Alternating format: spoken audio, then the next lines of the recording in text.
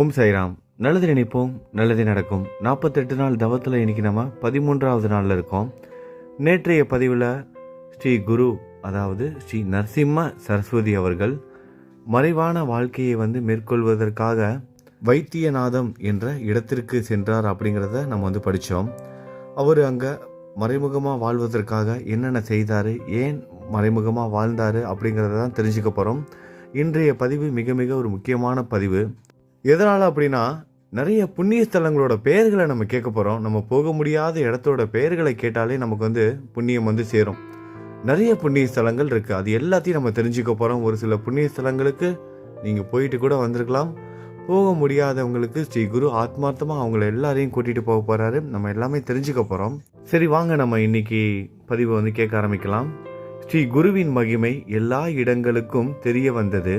ஆகையால் நீண்ட தூரத்திலிருந்து பல பேர் அவர் தரிசனத்திற்காக வரத் தொடங்கினார்கள். அதில் சிலர் நல்லவர்கள், சில பக்தர்கள் போல் நடித்து கயவர்களும் இருந்தார்கள். நிறைய நல்லவங்களும் வந்தாங்க, சில பேர் பக்தர்களை போல ஒரு சில திருடர்களும் வர ஆரம்பிச்சாங்க. முன்பு பரசுராமர் தீய மன்னர்களை கொன்றுவிட்டு பெற்ற நிலத்தை எல்லாம் பிராமணர்களுக்கு தானம் செய்து எங்கோ ஒரு மூலையில் தவம் செய்து கொண்டு இருக்கையில் அங்கும் அந்த இடத்தையும் தானமாக கேட்டவுடனே அதையும் தானம் அளித்துவிட்டு மறைமுகமாக கடலுக்குள் சென்றிருந்தார். அதை போலவே ஸ்ரீ குருவும் தன்னை நாடி வரும் ஒரு சில தீயவர்களிடமும் தப்பிப்பதற்காக மறைமுகமாக இருக்க நினைத்தார். அப்பொழுது தன் சீடர்களை அழைத்து, நான் இந்த வைத்தியநாதத்தில் சில நாட்கள் தனியாக இருக்க நினைக்கிறேன். ஆகையால் நீங்கள் எல்லோரும் தீர்த்த யாத்திரைகளுக்கு செல்லுங்கள் என்று கூறினார். தன்னோட சீடர்களை எல்லாம் கூப்பிட்டு அவர் என்ன பண்ணுறாரு, நீங்கள் எல்லாம் தீர்த்த யாத்திரைக்கு போங்க, நான் இங்கே கொஞ்ச நாள் தனியாக இருக்கணும்னு விருப்பப்படுறேன் அப்படின்னு சொன்ன உடனே சீடர்கள் எல்லாம் ரொம்ப கலங்கி போயிடுறாங்க. பிரபுவே, உங்களோட பாதங்கள் தான் சகல தீர்த்தங்களும், எல்லா சேத்திரங்களும் உங்களோட பாதத்துக்கு அடியில் தான் இருக்குது. அப்படி இருக்கும்போது எங்களை தீர்த்த யாத்திரைக்கு ஏன் போக சொல்கிறீங்க? புதையல் பக்கத்திலேயே இருக்கும்போது பணத்திற்காக நாங்கள் ஏன் காடுகளை தேடி அலையணும்? அது மட்டும் இல்லாமல் எங்களை நீங்கள் கைவிட்டுறாதீங்க. அதை கேட்ட பகவான் என்ன சொல்கிறாரு, சன்னியாசிகள் 5 நாட்களுக்கு மேல் ஓரிடத்தில் இருக்கக்கூடாது. சன்னியாசிகள் எல்லாரும் ஒரு இடத்துக்கு மேலே இருக்கக்கூடாது. எதனால் அப்படின்னா, ஒரே இடத்துல, அதாவது குறைஞ்சது ஒரு 3 நாள் 4 5 அதிகபட்சம் 5 நாள் சொல்லுவாங்க. அந்த நாட்கள் மேலே ஒரே இடத்துல தங்குனாங்கன்னா அந்த இடம் அவங்களுக்கு தான் சொந்தம் அப்படிங்கிற ஒரு எண்ணம் வந்துருமா. அந்த மாதிரி ஒரு எண்ணமும் வந்துடக்கூடாது. அதாவது இது என்னோட சொந்தமான இடம். ஒரே இடத்துல ஒரு 3 நாள் நம்ம உட்காந்துருப்போம். அதே இடத்துல வேறு யாராவது உட்காந்துட்டாங்க அப்படின்னா நமக்கு ஒரு வெறுப்பு வந்துடும். என்னடா நம்ம இடத்துல இவன் உட்காந்துருக்கான், நம்ம ஏதாவது பார்க்குக்கு போகலாம், இல்லை ஒரே பஸ்ஸில் கூட போகலாம். ஆஃபீஸுக்கு போகும்போது, ஸ்கூலுக்கு போகும்போதெல்லாம் கூட இதை நம்ம அனுபவிச்சிருப்போம்.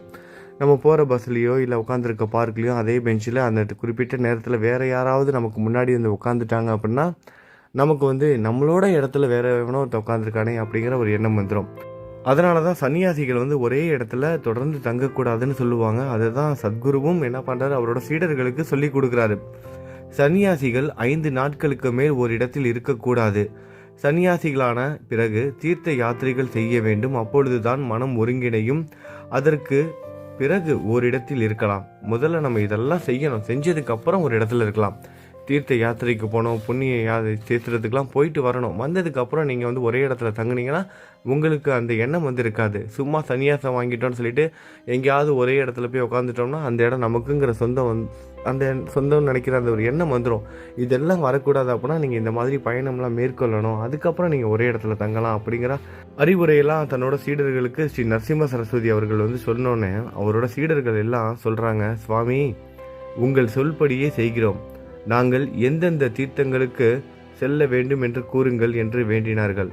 எல்லாரும் கேட்குறாங்க, நாங்கள் எந்தெந்த தீர்த்த யாத்திரைக்கெலாம் போகணும், எந்தெந்த நதிக்கரைக்கு போகணும் அப்படிங்கிறதெல்லாம் சொல்லுங்கன்னு சொன்னோன்னே குரு சொல்கிறாரு, பிள்ளைகளே, தீர்த்தங்களில் உத்தமமான காசிக்கு சென்று, நல்லா கேட்டுக்கோங்க, நிறைய தீர்த்த யாத்திரைகள் எல்லாம் கேட்க போகிறோம்.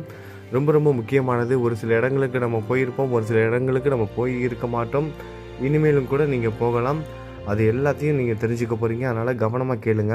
பிள்ளைகளே, தீர்த்தங்களில் உத்தமமான காசிக்கு சென்று கங்கையில் நீராடி கங்கா நதி கரைகளில் யாத்திரை செய்யுங்கள். பிறகு யமுனை, சரஸ்வதி நதிகளில் கூட இப்படியே செய்யுங்கள். இதனால் பித்ரு தேவதைகளுக்கு மகிழ்ச்சியும் உங்களுக்கு பிரம்மலோக பிராப்தியும் கிடைக்கும். பிறகு வருண குசாவர்த்த சத்குரு விபாச சராவதி விதஷ்டா அசிக்னி மருத்ருதா மதுமதி பயஸ்வினி கிருதவதி ரேவா சந்திரபாகா ரேவதி சரையு கோமதி வேதிக கௌசிக நித்திய ஜல மந்தாகினி சகசிரவக்த பூர்ண புண்ணிய அருண பகீதா வைரோஷனி புஷ்கர பல்கு அலக்நந்த ஆகிய நதிகளிலும் நதி சங்கமங்களிலும் நீராடி குளித்து தல யாத்திரிகைகள் செய்யுமாறு அப்படியே ஸ்ரீ சைலம் அனந்தம் ராமேஸ்வரம் சேதுபந்தம் ஸ்ரீரங்கம் பத்மநாபம் நைமிசாரண்யம் புருஷோத்தமம் மகாலயம் கேதாராம் கோடிருத்ரம் மாத்ருகேசம் குப்ஜ தீர்த்தம் கோகாமுகி பிரசாத தீர்த்தம் விஜய தீர்த்தம் சந்திர தீர்த்தம் கோகர்ணம் சங்கு கர்ணலம் ஆகிய தீர்த்தங்களில் நீராடுங்கள். பிறகு அயோத்தியா மதுரை மாயா காஞ்சி துவாரகா சாலகிராமம் சபல கிராமத்தையும் தரிசனம் செய்யுங்கள். வலஞ்சுழியாக 3 முறை கோதாவரி நதியை வலம் வந்தால் பாவங்கள் எல்லாம் நசிந்து மோட்சம் கிடைக்கும்.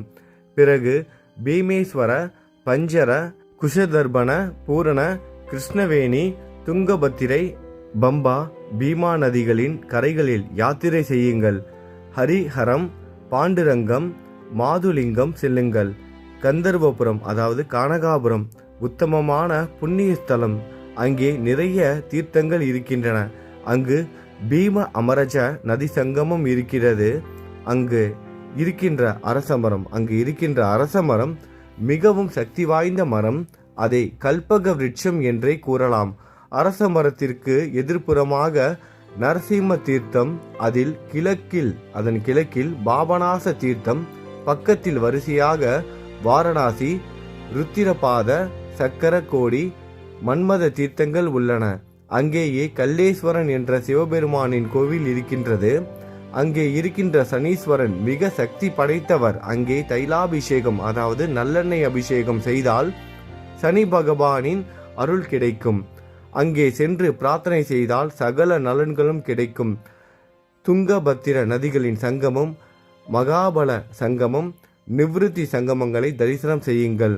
குரு சிம்ம ராசிக்கு வரும்போது கோதாவரி நதிக்கும், கன்னி ராசிக்கு வரும்போது கிருஷ்ணா நதிக்கும், துலாம் ராசிக்கு வரும்போது துங்கபத்திராவிற்கும், கடக ராசிக்கு வரும்போது மகாபல நதிக்கும் புஷ்கரங்கள் வருகின்றன.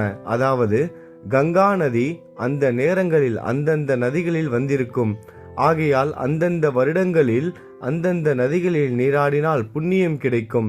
நதிகள் சமுத்திரத்தில் சேருகின்ற இடங்களில் நீராடினால் புண்ணியம் கிடைக்கும். சேஷாஸ்திரி அதாவது திருப்பதி, ஸ்ரீரங்கம், கும்பகோணம், கன்னியாகுமரி, மத்ய தீர்த்தம், பக்ஷி தீர்த்தம் முதலியவை முக்கியமானவை. பரமேஸ்வரன் இருக்கும் தனுஷ்கோடி, ஸ்ரீரங்கநாத சந்நிதியிலுள்ள காவேரி, புருஷோத்தமத்திலுள்ள சந்திரகுண்டமும் கோடி தீர்த்தமும் முக்கியமானவை. மகாலட்சுமி வசிக்கும் கொல்காப்பூர், கிருஷ்ணா தீர்த்தத்திலுள்ள பில்லவாடியில் புவனேஸ்வரி மாதா இடத்திலும் தவம் செய்தால் ஈஸ்வர பிராப்தி அடையலாம். வருண சங்கமத்தில் நீராடி மார்க்கண்டேயர் என்ற சங்கமேஸ்வரை பூஜிக்க வேண்டும். அமரபுரத்தில் உள்ள கிருஷ்ணவேணி மற்றும் பஞ்சநதி சங்கமத்தில் 3 நாட்கள் குளித்து உபவாசம் இருந்தால் சகல கோரிக்கைகளும் தீர்ந்து பரமார்த்தம் கிடைக்கும்.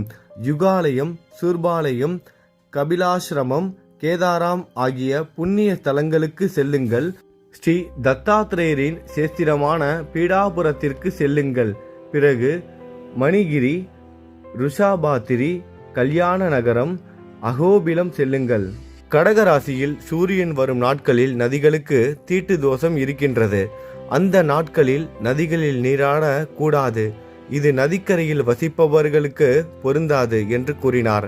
அப்பொழுது சீடர்கள் பகவானை வணங்கி அவரின் ஆசிகள் பெற்று தீர்த்த யாத்திரைக்கு சென்றார்கள். நான் மட்டும் அவருக்கு சேவை செய்வதற்காக அவருடனே இருந்து விட்டேன். அதாவது நம்மளோட சித்த முனிவர், நமக்கு இந்த கதையெல்லாம் சொல்லிட்டு இருக்காருல, நம்மளோட சித்த முனிவர் மட்டும் நரசிம்ம சரஸ்வதி குரு அவர்கள் கூடயே தங்கிட்டாராம். மற்ற சீடர்கள் எல்லாரும் தீர்த்த யாத்திரைக்கு போயிட்டாங்க. சித்தமுனிவர் மட்டும் பகவானுக்கு சேவை செய்வதற்காக அவர் கூடவே தங்கிட்டாரு. குருவோட அனுமதியோட தான் தங்கினார் அவரு. குருவுக்கு சேவை செய்வதற்காகவே அவர் மட்டும் தீர்த்த யாத்திரைக்கு போகாம ஸ்ரீ குரு கூடவே அவரும் தங்கிட்டாரு. மேலும் என்ன நடந்தது அப்படிங்கிறத நம்ம அடுத்த நாள் பதிவில் கேட்கலாம். நல்லது நினைப்போம், நல்லதே நடக்கும். ஓம் சாய்ராம்.